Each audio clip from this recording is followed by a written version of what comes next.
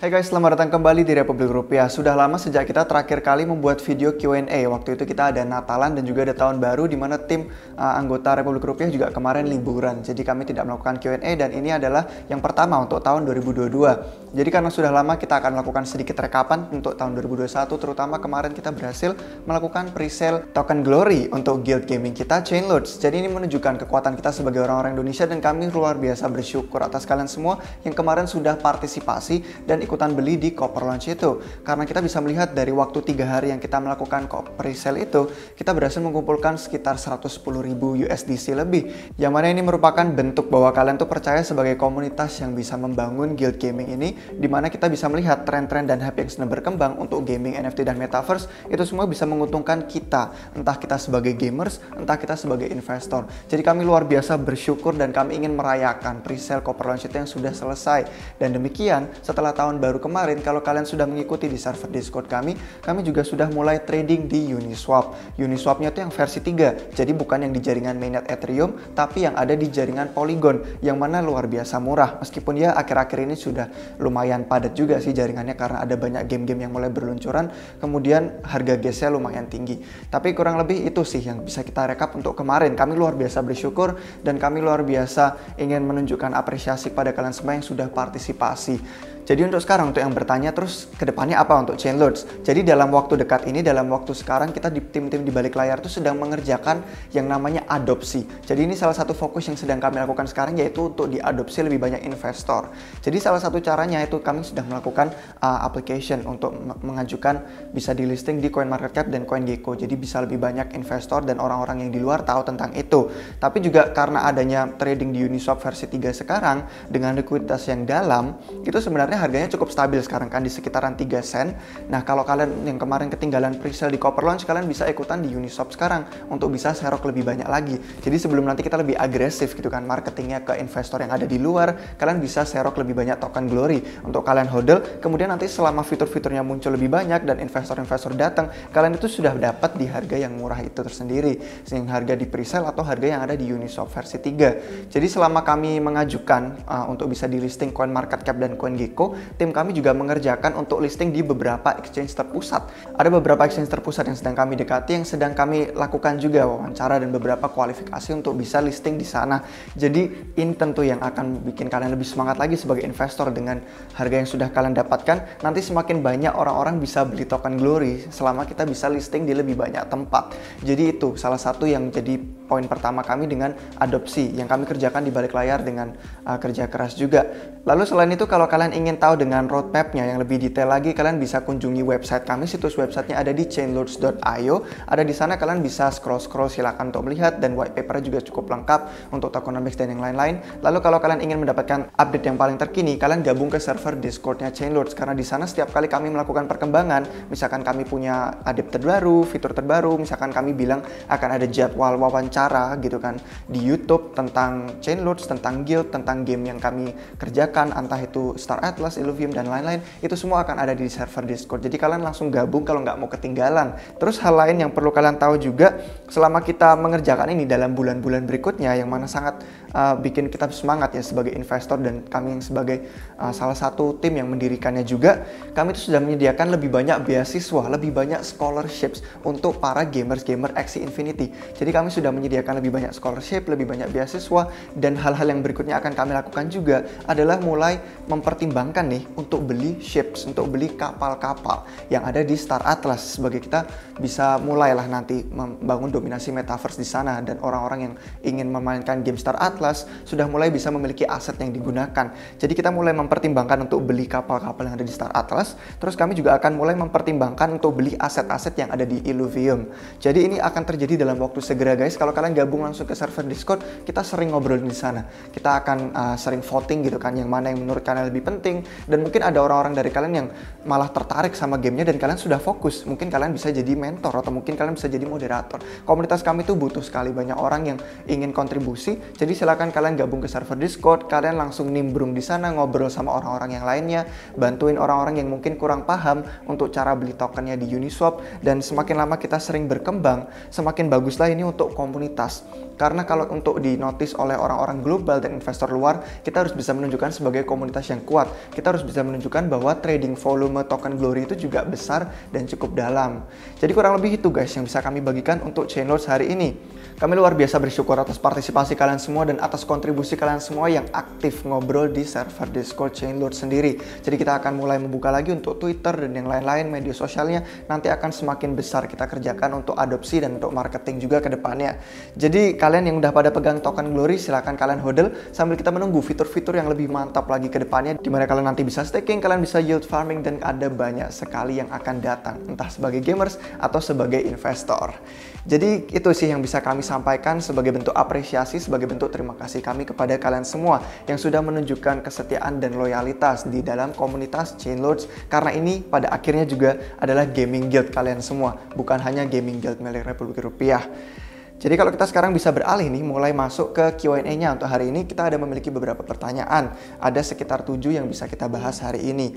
Pertanyaan pertama ini dari Only Krypton. Jadi dia sebenarnya tadi kan nanyain soal listing di centralized exchange untuk token Glory Chainlord. Kalau ada kapan ya? Ya tadi udah kita bahas kan ya. Kita sedang mengerjakan itu untuk beberapa centralized exchange yang akan melisting token Glory. Jadi kurang lebih udah terjawab. Kalau kita bisa langsung skip ke pertanyaan yang kedua. Ini pertanyaan dari Hodiao Games. Dia bertanya, apakah GameFi Play to Earn itu memakai sistem piramida?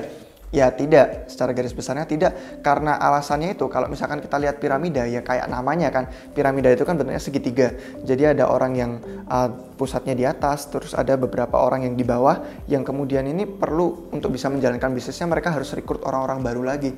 Jadi untuk bisa menjalankan bisnis, untuk bisa menghasilkan revenue, itu orang-orang harus merekrut banyak orang. Jadi orang-orang yang di bawah, yang direkrut belakangan, itu akan membayar orang yang ada di atas-atasnya. Jadi itu merupakan yang piramida scheme. Sementara kalau kita misalkan membicarakan soal GameFi, soal play to earn, justru kalau kalian lihat ya, semakin sedikit game pas pertama kali muncul, itu kan rewardnya bener-bener besar gitu kan. Orang-orang bisa cuan banyak banget. Kemudian semakin banyak gamer masuk, malah relatifnya gitu ya. Ini untuk beberapa game yang sudah mulai terkenal gitu ya. Untuk relatifnya kalian bisa lihat malah cuannya tuh mulai berkurang karena kompetitif jadinya. Semakin banyak orang masuk, semakin banyak orang main game, semakin banyak orang rebutan sumber daya yang terbatas yang ada di game itu. Jadi pada akhirnya itu relatif jadi lebih kompetitif. Jadi bukan orang-orang gamers yang baru itu bayar gamers yang lebih awal. Justru mereka itu sudah punya sistem mekanisme sendiri untuk reward gameplay to earn-nya sendiri. Jadi kalau kalian mau memahami lebih lanjut, kalian bisa baca white paper-nya, kalian bisa baca tokenomics game-nya itu sendiri. Jadi kalau kalian mau mendalami game tersebut yang sedang kalian teliti, yang sedang kalian riset, kalian langsung aja ke situs web mereka, ke komunitas mereka, entah itu di Discord atau Twitter, atau mungkin ada banyak dokumentasi lain yang bukan dalam bentuk tulisan. Jadi kalian bisa riset itu lebih mendalam. Nanti kalian bisa tahu sendiri dari tokenomics-nya, dari roadmap dan white paper gaming-nya itu seperti apa sih. Sebenarnya ya bukan pyramid scheme juga, karena biasanya kalau kita pertimbangkan yang pyramid scheme juga kadang malah relatif itu beberapa tidak ada produknya juga kan. Sedangkan game itu ada produknya. Orang-orang memang main game, orang-orang memang berusaha untuk mengumpulkan aset-aset tertentu, mereka membangun sumber daya tertentu, mereka kemudian menguasai beberapa tanah atau lahan. Jadi ya beda cerita sih kalau kita misalkan ngomongin bahwa GameFi Play to Earn itu piramida scheme, bukan juga. Ya kecuali mungkin memang ada yang gamenya suruh nyari-nyari orang, suruh ngerekrut, terus orang-orang yang baru itu nanti ngebayar orang-orang yang lebih lama. Ya kalau gitu ya memang piramida scheme. Tapi kalau secara garis besar umumnya gaming itu bukan piramida scheme, kecuali memang ya kayak yang saya bilang tadi, kecuali memang suruh ngerekrut lebih banyak orang. Jadi ini semua tentang supply dan demand sih, kembali kepada supply dan demand.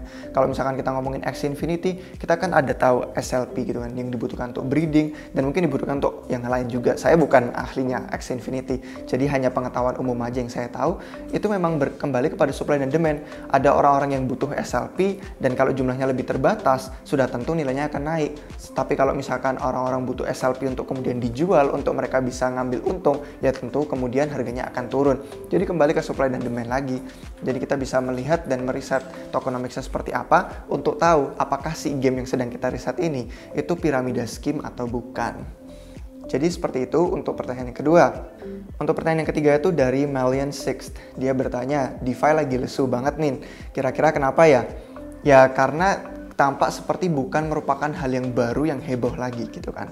Jadi kalau kita melihat kembali ke musim panas DeFi di tahun 2020, waktu itu memang kripto semua hal yang bisa orang lihat dan orang lakukan itu memang DeFi. Jadi kan kita melihat ya 2017 itu puncak siklusnya, meledak harganya tinggi, terus tahun 2018 itu sepi, tahun 2019 sepi, bener-bener nggak naik, bener-bener crypto winter, itu bear market. Jadi orang-orang mulai pada aktif melihat ke DeFi. Kemudian pada tahun 2020 lalu, yang musim panas DeFi mulai meluncur lagi, itu kita bisa melihat orang-orang yang pada aktif yield farming. Mereka pada ke protokol-protokol DeFi banyak, bisa sampai 3, 4, 5, 6, 7, atau lebih banyak lagi. Mereka lead farming ke satu tempat, mereka staking ke satu tempat, mereka pindah-pindah, dan mereka menghasilkan duit itu dari DeFi. Jadi memang pada waktu itu, setelah kita mengalami bear market dan crypto winter, orang-orang itu pada aktif DeFi. Itu merupakan hal yang memang tren, dan memang merupakan hal yang waktu itu masih relatif baru. Jadi orang-orang yang ingin menghasilkan uang pada saat itu masuk ke pasar kripto memang tujuannya untuk DeFi. Nah, kita fast forward ke tahun 2021 kemarin dan memasuki tahun 2022 yang ini, kita bisa melihat orang-orang yang baru masuk ke kripto itu malah tertarik dengan NFT, orang-orang tertarik dengan gaming, orang-orang tertarik dengan metaverse. Jadi orang-orang yang baru masuk ke kripto itu duit dan likuiditasnya mulai teralihkan perhatiannya ke gaming, NFT dan metaverse. Jadi sudah bukan lagi orang-orang masuk ke kripto itu untuk DeFi, setidaknya untuk saat ini. Karena perhatiannya itu mulai teralihkan gitu kan. Karena DeFi itu kan memang orang-orang yang cukup paham gitu kan dengan industri keuangan. Mereka paham tentang pinjam meminjam, mereka paham tentang yield farming, mereka paham tentang staking. Tapi untuk yang bagian budaya gitu kan, orang-orang yang melihat bahwa ada NFT, mereka melihat ada seni karya rupa, mereka melihat ada musik, mereka melihat ada gaming. Nah, ini orang-orang yang passion dan hobinya itu kemudian masuk ke kripto, mereka mulai teralihkan perhatiannya ke sana. Jadi likuiditas dan sumber duit yang kemudian masuk ke pasar kripto mulai teralihkan dari DeFi untuk ke sektor gaming, NFT, dan metaverse yang sedang hype dan tren. Tapi kalian tidak perlu khawatir, DeFi itu sudah menjadi hal yang melekat di kripto. Ini sudah merupakan hal bawaannya. Kalau orang mikir kripto, mereka mikir DeFi. Orang mikir DeFi, mereka mikir kripto. Karena ini memang merupakan terobosan yang akan menggantikan sistem keuangan tradisional kita. Jadi proyek-proyek yang bagus, proyek-proyek DeFi yang berfundamental baik, itu sudah jelas akan tetap survive, akan tetap bertahan hidup. Misalkan nih nanti kita lihat trennya selesai gitu kan, spekulasinya sudah mulai mereda, terus ada misalkan bear market atau ada crash, ada crypto winter di tahun 2022 ini. Nah, kalian akan melihat proyek mana yang memang fundamentalnya bagus itu akan bertahan karena memang model bisnisnya bagus, akan tetap berjalan. Orang-orang pakai DeFi tetap bisa menghasilkan revenue, orang-orang pakai yield farming, staking dan lain-lain, mereka tetap bisa menghasilkan duit, tetap bisa menghasilkan cuan. Sementara kalau yang mengandalkan tren dan hype spekulasi semata, nanti misalkan orang-orang sudah nggak minat lagi, udah mereda, nanti kalian bisa melihat sendiri nilainya itu cukup menurun juga. Jadi kalian tidak bisa melihat model bisnisnya itu ternyata, wah kita masuk gaming, NFT, metaverse, banyak yang nggak ada utilitasnya, terus kita investasi itu malah nggak menghasilkan duit. Tapi DeFi proyek model yang bagus bisnisnya, itu malah bisa menghasilkan revenue tetap lanjut. Jadi kalian tidak perlu khawatir, dengan proyek yang fundamental yang bagus itu pasti tetap akan survive, dan DeFi itu nggak akan lesu seperti ini selamanya. Karena ini merupakan gebrakan yang akan menggantikan sistem keuangan tradisional, ya mungkin bukan menggantikan secara 100%, tapi bisa hidup berdampingan menjadi alternatif bagi orang-orang yang lebih suka opsi yang desentral. Jadi untuk kami juga yang di sini di Republik Rupiah kan aktif juga ya DeFi sejak dulu juga. Kami percaya ada beberapa proyek yang bagus, dan kami sebenarnya ngobrolin beberapa proyek DeFi yang bagus yang ada potensi untuk terbang tinggi banget di tahun 2022. Kami share itu di server Discord karena riset itu lebih mudah kalau kita tulis gitu kan dalam bentuk tulisan, daripada kalau kita bisa edit untuk menjadi video, kita harus cari sumber-sumber video. Nah, itu memakan waktu lebih banyak. Jadi itulah kenapa kami lebih aktif untuk membagikan konten dan alpha leaks gitu kan masuk ke server Discord daripada di YouTube. Jadi kalau kalian mau gabung jadi anggota Republik di server Discord, kalian bisa langsung gabung, ada linknya di deskripsi di bawah ini. Kalian masuk ke server Discordnya, kalian masuk ke bagian jadi anggota RR, nanti ada Bro Dede di sana yang akan membantu kalian untuk masuki bagian administrasinya, untuk bagian pembayaran, dan untuk bagian gimana kalian bisa mengakses section-section yang eksklusif dan privat itu. Jadi sekarang kita ke pertanyaan yang keempat, itu pertanyaan dari Sadam RSD. Dia bertanya time frame yang tepat untuk yang sibuk kerja seperti apa. Ya sebenarnya kalau kalian sibuk kerja, rekomendasi kami itu sebaiknya jangan trading harian yang aktif, jangan trading swing trading gitu kan. Karena kalau kalian itu harus sibuk kerja, terus kalian harus sibuk memantau chart, kalian harus melihat pergerakan harga, nanti pasti stres gitu kan. Terus kalian malah jadi emosional dan panik juga karena kalian harus sibuk kerja, terus kalian ngelihat wah lupa tutup posisi, misalkan kalian mainan futures atau apa, itu benar-benar bahaya. Jadi kalau untuk kami gitu kan, misalkan sibuk kerja, lebih baik kalian investasi dengan perspektif jangka panjang aja. Jadi kalian itu bisa memilih proyek-proyek yang memang bagus, yang memang blue chip, dan kalian memang percaya dari hasil riset mandiri ini akan berperforma bagus dalam bulan-bulan atau tahun mendatang. Ya udah, kalian beli itu, kalian hodl itu, terus kalian fokus aja sama kerjaan kalian biar nggak keteteran. Terus nanti kalian buka lagi dalam waktu mendatang, misalkan berapa bulan atau berapa tahun mendatang. Jadi ya jangan trading harian, itu pasti bikin stres, bikin panik kalau kalian harus ngelihat charts. Jadi ya disesuaikan aja sama kondisi masing-masing, karena kesehatan itu yang paling utama guys. Percuma kalian bisa cuan banyak tapi kesehatannya kurang bagus, kemudian kalian malah harus bayar rumah sakit mahal gitu kan, atau malah kerjaannya keteteran, akhirnya malah sumber penghasilan utama kalian juga jadi terabaikan. Jadi disesuaikan aja guys sama kondisi kalian masing-masing. Kripto itu kalian investasi secara kalem, secara jangka panjang aja udah cuan banyak kok. Nggak perlu kalian mau trading jangka pendek terus harus cuan hari ini juga atau malam ini atau minggu depan. Jadi kurang lebih itu sih saran yang bisa kami bagikan. Tetap sesuaikan time management, itu yang paling penting, dan utamakan kesehatan dan utamakan keluarga kalian juga gitu kan. Jadi biar tidak terlalu fokus dengan memantau charts. Lalu untuk pertanyaan yang kelima itu dari Igarudin Ombe. Dia bertanya, dalam 5-10 tahun terakhir, koin-koin yang bisa bertahan di top 10 market cap itu karena faktor apa? Oke, kita bisa melihat ya yang bertahan di top 10 ya kita lihat ada Bitcoin dan Ethereum gitu kan. Bitcoin sudah 13 tahunan, kalau nggak salah ya, saya nggak bisa hitung matematika cepat sih di otak, tapi kalau Ethereum itu sekitar 6-7 tahunan juga. Jadi mereka kan sudah sejak awal. Kalau misalkan kita lihat di bahasa Inggris itu ada istilahnya OG gitu kan, Original Gangsta. Jadi orang-orang yang benar-benar sudah sejak awal, dan ini adalah proyek yang pertama. Bitcoin sebagai proyek cryptocurrency pertama blockchain yang bisa menjadi sebuah aset penyimpanan nilai yang seperti emas digital, atau awalnya malah diciptakan sebagai untuk transaksi keuangan juga gitu kan. Itu Bitcoin. Kemudian Ethereum yang muncul ingin memberikan fitur tambahan. Kita bisa lebih dari sekadar transaksi keuangan. Kita tambahkan aplikasi-aplikasi di atasnya, jadilah ada smart contract. Jadi Bitcoin sebagai aset cryptocurrency yang mengenalkan blockchain pertama, kemudian Ethereum yang mengenalkan platform smart contract pertama, tentu mereka adalah OG-nya. Dan dari sana mereka tuh berhasil membangun suatu komunitas yang luar biasa kuat. Komunitas tuh penting banget untuk proyek-proyek kripto. Jadi dengan mereka menjadi yang pertama, mereka sudah selangkah di depan, mereka punya komunitas yang kuat, dan dari komunitas itu, network effect-nya itu mulai bertumbuh. Semakin banyak pengguna yang menggunakannya, semakin banyak pengguna bertransaksi, itu semakin memperkuat dan semakin memperdalam likuiditas yang masuk. Itulah kenapa mereka bisa bertahan, terlepas dari ada banyaknya saingan-saingan yang datang. Kebanyakan proyek-proyek lain gitu kan, itu memang mereka cuma berusaha menjadi variasinya dari Bitcoin dan Ethereum aja. Kayak kalian bisa melihat Bitcoin Cash, Bitcoin ABC, Litecoin itu menjadi saingannya Bitcoin. Terus kalian lihat ada Ethereum Classic dan yang lain-lain, itu merupakan saingannya Ethereum. Terus ada Tron, ada EOS, ada Neo, Tezos, dan kawan-kawan yang berusaha menjadi variasinya Ethereum. Tapi yang asli ya memang tetap Bitcoin dan Ethereum, itu yang asli, itu yang OG. Mereka yang sudah punya komunitas kuat sejak awal, dan dari komunitas yang kuat dan setia itu, mereka bisa membangun network effect yang terus berkembang. Jadi itu salah satu faktornya. Terus selain network effect, selain itu ada faktor juga mereka sudah battle tested. Mereka sudah battle tested, sudah teruji selama beberapa bull market dan bear market. Jadi kalian misalkan ngelihat ya, kalau bull market, bull run, harganya naik, orang-orang tuh pada seneng. Ini proyek bagus, harganya naik, terbang tinggi. Ini ada yang akan menjadi potensi 10 kali lipat, 20 kali lipat berikutnya. Tapi terus pas bear market hancur, kena wreck, terus langsung 95% atau malah sampai 100%, terus nol nilainya, hilang. Proyeknya langsung gugur, udah nggak ada lagi. Nah itu sering banget terjadi sama banyak proyek yang menjadi variasinya Bitcoin dan Ethereum. Tapi Bitcoin dan Ethereum doang yang selalu berperforma lebih baik. Mereka ada bull market, ada bear market, oke lah, kemarin Ethereum juga 95% di tahun sebelumnya, di siklus sebelumnya. Tapi terus Bitcoin dan Ethereum itu performanya naik lagi gitu kan.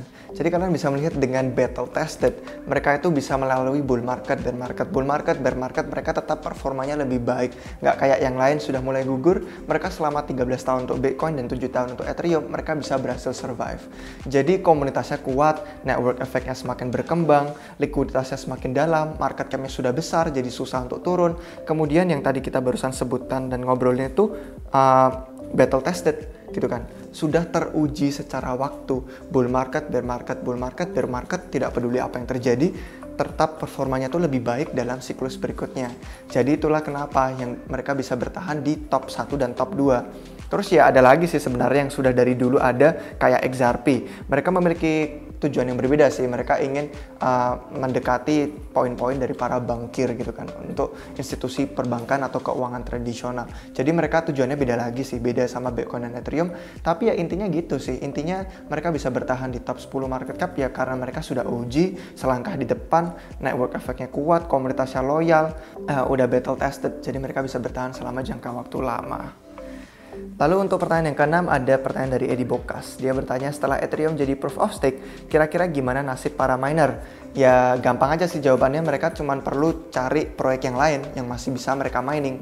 Dan ini bukan hal yang baru, ini bukan kayak mereka mining, terus si Vitalik dan kawan-kawan Ethereum Foundation dan yang lain-lain terus bilang, oke, Ethereum harus berubah dari proof of work jadi proof of stake. Terus mereka tiba-tiba nggak tahu, mereka kecewa, terus mereka harus pindah. Enggak, sebenarnya udah sejak awal loh, sejak 2015, sejak Ethereum lahir, proof of stake itu sudah memang jadi tujuan utama mereka. Mereka sudah memang dari dulu pengen jadi proof of stake. Cuman ya karena desentral proyeknya dan komunitasnya, karena tidak ada entitas terpusat yang switch gitu kan, on and off. Oke, proof of work ganti jadi proof of stake. Itulah kenapa delaynya cukup lama untuk bisa mencari persetujuan dan konsensus dari para miners dan validator. Jadi sebenarnya kalau sekarang ya, kalau ya bukan sekarang sih, udah dari dulu pasti miner tuh udah mulai mencari alternatif, udah mulai mencari opsi-opsi lain di mana mereka bisa mining proyek lain. Jadi mereka tinggal pindah aja dari Ethereum, entah mungkin Ethereum Classic atau mungkin proyek lain yang mereka bisa pakai perlengkapan mining mereka untuk mining proyek proof of work lainnya. Jadi bukan hal baru sih, mereka udah tahu sejak lama, sudah bertahun-tahun yang lalu. Mereka sudah tahu mereka perlu berpindah karena emang sudah tujuan Ethereum dari dulu untuk beralih menjadi proof of stake. Jadi begitu, ini bukan hal yang baru, udah memang bisnis modelnya mereka sejak dulu. Untuk pertanyaan yang ketujuh, untuk pertanyaan yang terakhir ini ada pertanyaan dari Eka Satriade. Dia bertanya, apa token-token kripto yang memakai standar ERC20 atau berada pada blockchain Ethereum termasuk proyek yang baik? Tidak selalu. Tidak selalu semua proyek itu bisa dikatakan yang baik. BS itu scam, terus Ethereum itu proyeknya bagus, nggak begitu. Semua itu kembali kepada riset masing-masing proyeknya. Jadi kalian nggak bisa menilai, menyamaratakan bahwa Ethereum itu pasti bagus, terus yang ada di proyek-proyek lain itu jelek. Kalian tidak bisa begitu. Kalian harus tetap riset, kalian tetap harus analisis, tetap harus di YOR gitu kan, do your own research. Kalian tetap harus melihat proyek-proyek masing-masing itu seperti apa. Terlepas dari itu standarnya ERC20, standarnya BEP20, standarnya di mainnet Ethereum, standarnya di Binance Smart Chain, tetap selalu utamakan riset mandiri kalian. Jadi ini tetap merupakan hal-hal yang sudah kami bagikan di channel YouTube Republik Rupiah. Kalau kalian mau, kalian bisa melihat di YouTube kami. Udah ada banyak banget cara-cara riset, cara di YOR, cara melihat tokenomics, cara meneliti dan mencari tahu mana proyek yang scam, cara menghindari penipuan, itu sudah ada banyak sekali. Jadi silakan kalian scroll ke channel YouTube kami di Republik Rupiah. Udah ada ratusan video sejak tahun lalu, tahun 2020 sebenarnya sudah kami buatkan banyak video. Jadi semoga konten-konten dan informasi sumber dokumentasi yang kami bagikan kepada kalian itu semua bermanfaat, biar kalian bisa meriset mandiri, kalian bisa menganalisis mandiri biar tahu mana yang penipuan, mana yang bagus, mana yang tidak. Jadi sekian kiranya guys yang bisa kami bagikan untuk rekap tentang token Glory dan Chainlords dan tentang 7 pertanyaan dari Q&A yang kita bahas hari ini. Terima kasih guys untuk kalian sudah menonton sampai akhir. Sampai jumpa kalian semua lagi di waktu yang berikutnya. Cheers!